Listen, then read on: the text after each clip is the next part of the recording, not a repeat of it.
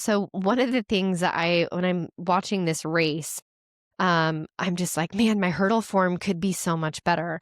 And I think the adrenaline and everything else, when you get the race to line up perfectly, which is really, really tough to do, depending on how your legs feel, how hurdling goes through the race.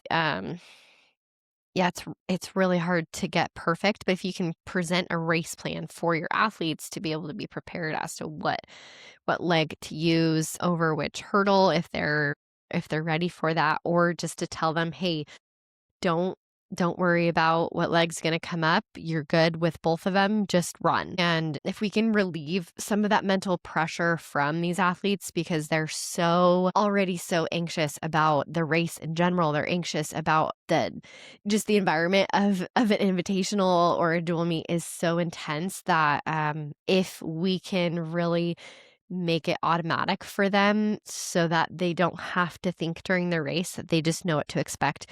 That's going to be really crucial. And so one of my favorite things to do is have them run a 200 in practice over the first 5 hurdles.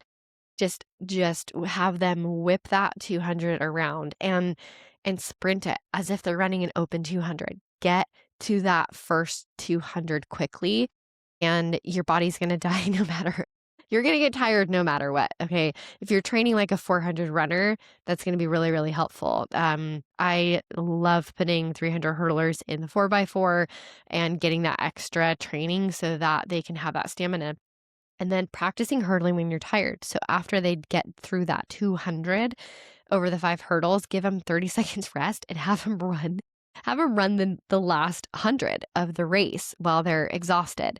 And then that way, being able to hold your hurdle form together while you're tired, it is rough. I'm just looking back through my race. My arms are everywhere, but for the most part, I'm keeping my momentum moving forward. And that's the best thing you can do. If you cannot lean back and slow down because you're worried about stuttering over the hurdles, just go for it. No matter how no matter how sloppy it is at the end of the race, it's just whoever can survive to the finish line. So if you can get through a clean 200, you're going to be in really, really good.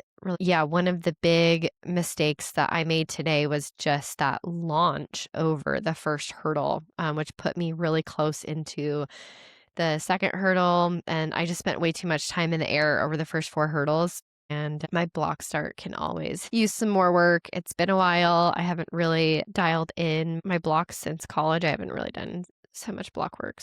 But yeah, that first hurdle, man, it just launched me and my arms are everywhere. It was very, very, very ugly. But at the end of the day, I got out hard. My goal was to get to the 200 pretty quickly. I'll have to put a clock on that. Just some tips for that 300-meter hurdle strategy. Really just having your athletes not be afraid to take out the race hard and having them prepared with knowing that they're either going to switch, no matter what comes up and they just go with it. That's kind of what I've done in years past. But if they're more elite and we can dial in each step and they're at that level, that is really, really helpful to know, hey, we're gonna go 16 steps for the first 3 hurdles, and then you're gonna be at 17 the rest of the way home. And at that point, no matter what leg that you're using, you're going to be just aware of what foot's going to come up.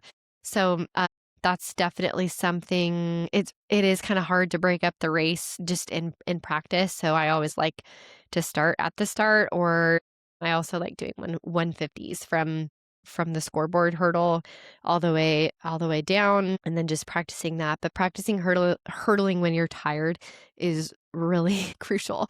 So if you can hold your form together when you're really exhausted, then you're going to do a really good job.